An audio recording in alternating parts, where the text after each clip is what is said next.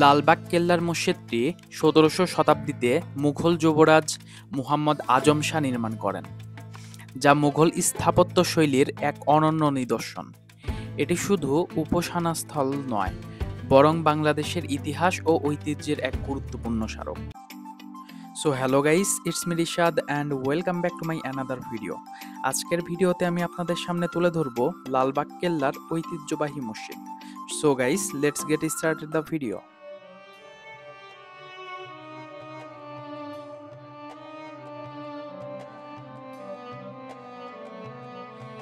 লালবাগ কেল্লার মসজিদটি বাংলাদেশের ঐতিহাসিক নিদর্শনসমূহের মধ্যে অন্যতম।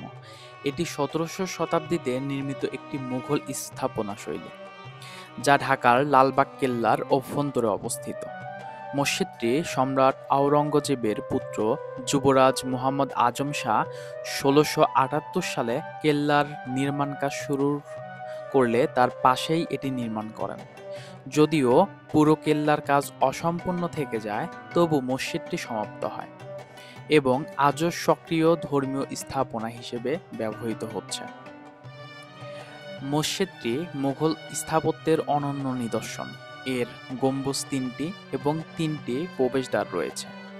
মসজিদের দেয়ালে ক্যালিওগ্রাফি ও ফুল লতাপাতার নকশা দেখতে পাওয়া যায়, যা মুঘল কারুকার্যের নিপুণ নৈতজ্য এবং অসম্পূর্ণ সৌন্দর্য প্রকাশ করে।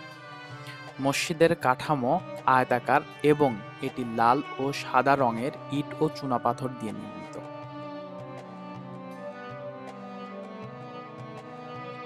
ঐতিহাসিকভাবে লালবাগ কেল্লা ও তার মসজিদ ঢাকার রাজনৈতিক ও সাংস্কৃতিক ইতিহাসের সঙ্গে গভীরভাবে জড়িত। এই স্থাপনাটি মুঘলদের প্রাধান্য এবং তাদের রুচিবোধ স্থাপত্যকলার সাক্ষ্য বহন করে। এটি শুধু ধর্মীয় উপাসনালয় হিসেবেই ব্যবহৃত হয় না, বরং বাংলাদেশের ইতিহাস ও ঐতিহ্যের জীবন্ত এক প্রতীক। বর্তমানে লালবাগ কেল্লা ও এর মসজিদ বাংলাদেশের অন্যতম জনপ্রিয় পর্যটন কেন্দ্র। এটি দেশি বিদেশি দর্শনার্থীদের আকর্ষণ করে এবং বাংলাদেশের গৌরবময় অতীতকে স্মরণ করিয়ে দেয়। লালবাগ কেল্লার মসজিদ আমাদের ঐতিহ্যের মূল্যবান অংশ, যা সংরক্ষণ ও গবেষণার দাবিদার। সো গাইস, এটাই ছিল লালবাগ কেল্লার মসজিদ, যা আমি এই ভিডিওর মাধ্যমে আপনাদের সামনে তুলে ধরার চেষ্টা করেছি। ভিডিওটি ভালো লাগলে লাইক করুন এবং এরকম ভিডিও আরও পেতে আমার চ্যানেলটি সাবস্ক্রাইব করে রাখুন।